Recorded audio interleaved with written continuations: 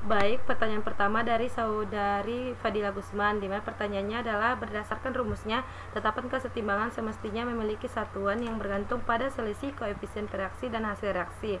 Akan tetapi dalam prakteknya tetapan kesetimbangan tidak disertai satuan. Mengapa demikian? Bisakah penyaji menjelaskan hal tersebut?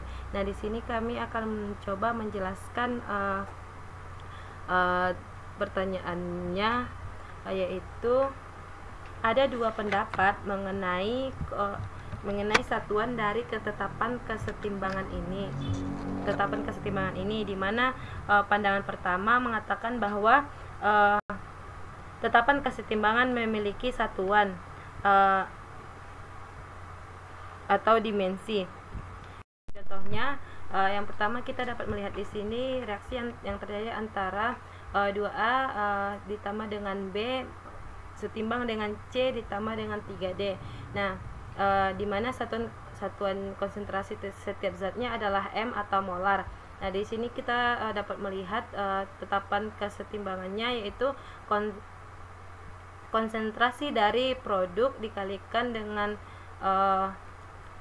yaitu C dikalikan dengan konsentrasi D berpangkat dengan koefisiennya dibandingkan atau dibaikan dengan konsentrasi dari reaktan berpangkat koefisiennya dikalikan dengan konsentrasi B. Nah, di sini kita akan mendapatkan satuan dari tetapan kesetimbangannya yaitu M. Nah, contoh kedua pada reaksi penguraian amoniak. Nah, di sini reaksi penguraian amoniaknya itu 2NH3 dalam fase gas setimbang dengan N2 dalam fase gas ditambah dengan 3H2 dalam fase gas.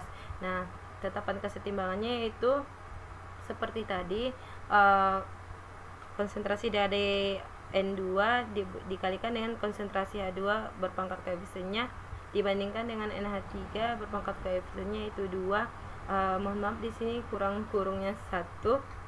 Nah, hasil dari tetapan kesetimbangannya itu M2.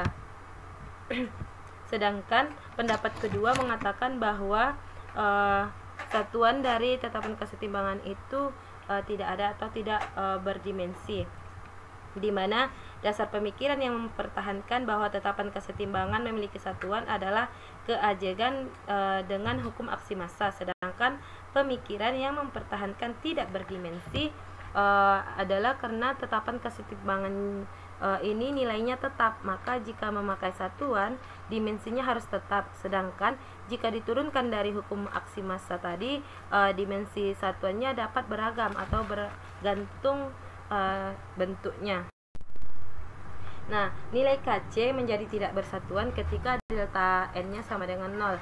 Nah, karena satuan Kc adalah M berpangkat delta N, jika delta N-nya sama dengan 0, itu sama dengan 1, maka Kc-nya tidak bersatuan. Nah, di sini dapat kita lihat beberapa nilai dari delta N. Nah, ketika nilai delta N-nya sama dengan 0, maka satuan dari Kc-nya itu tidak bersatuan. Nah, dari kami sendiri sebagai penyaji lebih setuju pada lebih setuju bahwa Kc ini tidak bersatuan, karena Kc itu merupakan tetapan bahwa Kc ini adalah tetapan, sehingga sebaiknya tidak bersatuan.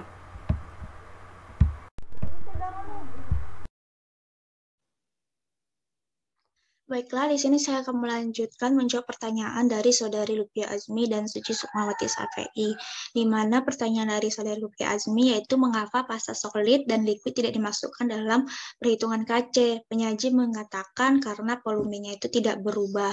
Volume seperti apa yang penyaji maksudkan? Nah, sedangkan untuk pertanyaan dari Saudari Suci Sukmawati Safei itu, saat kita menghitung tetapan kesetimbangan reaksi berdasarkan konsentrasi, senyawa beroperasi solid dan liquid tidak terlibat dalam perhitungan, sedangkan reaksi ada yang terlibat dalam solid. Padahal dia ikut bereaksi tapi tidak terlibat dalam perhitungan konstanta kesetimbangan. Mengapa demikian? Baiklah, sini saya akan menjawabnya. Nah, konsentrasi padatan atau solid ataupun cairan atau liquid itu cenderung bernilai tetap dan tidak berubah ketika reaksi berlangsung. Contohnya kita mempunyai reaksi CaCO3 solid setimbang dengan CaO solid ditambah CO2 gas. Nah, misalnya kita mula-mulanya misalnya, bentar.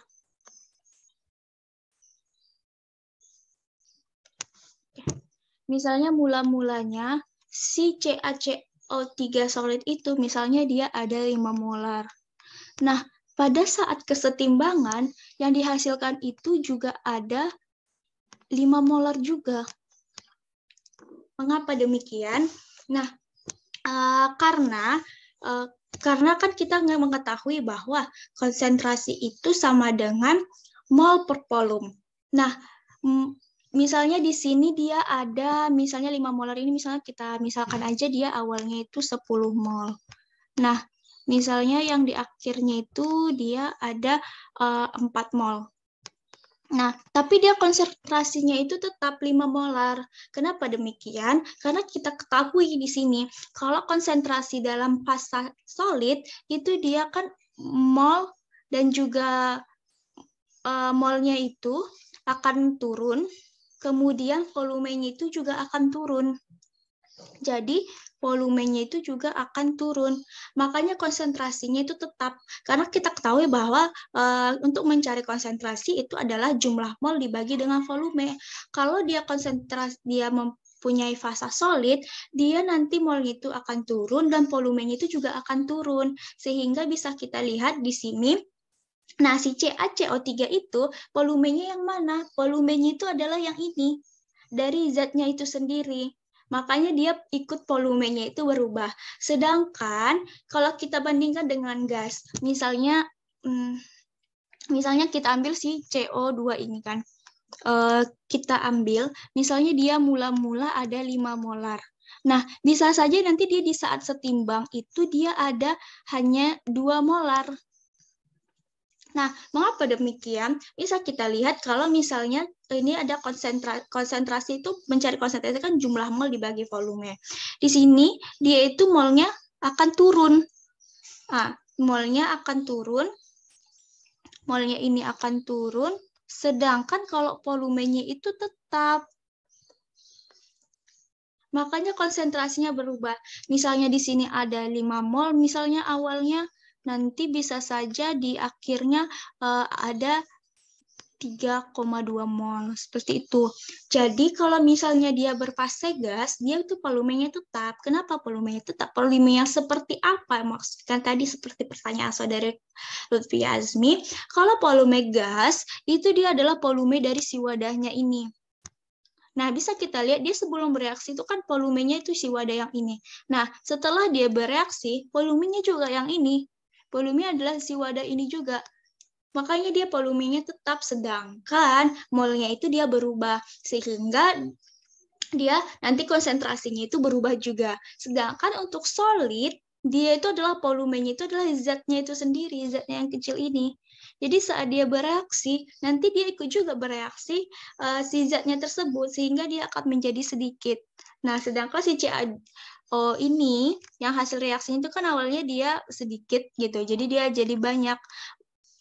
Nah, makanya dia tidak dihitungkan dalam perhitungan KC karena nilainya itu bersifat konstan. Karena dia saat kita masukkan 5 molar, nanti dia di saat kesetimbangan juga 5 molar, biarpun molnya itu berubah. Karena volumenya juga berubah. Makanya di sini, karena volumenya berubah, jumlah molnya juga berubah, makanya konsentrasinya itu makanya cenderung tetap bernilai tetap. Sedangkan kalau untuk si gas itu kan volumenya tetap dan molnya itu turun sehingga nanti dia konsentrasinya itu berubah. Nah, kita ketahui bahwa untuk mencari Kc itu adalah konsentrasi produk dibagi dengan konsentrasi reaktannya. Nah, biasanya kan kita menuliskan reaksi Kc-nya itu seperti ini. CaO, konsentrasi CaO dikali dengan konsentrasi CO2 dibagi dengan konsentrasi CaCO3.